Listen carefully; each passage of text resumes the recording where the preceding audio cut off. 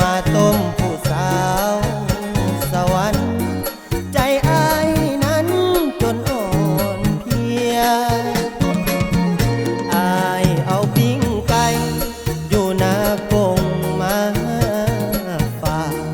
พร้อมกับเอาความหาเอามาฝากผู้สาวสวรรค์อ้ายอยู่แดนใต้ถิ่นกำเนิดแขวงสารวันหักไทยแลงหักมันบ่ต้มคือบ่าวเวียงจันทน์ดอกนาเสื้อโดดแอวบา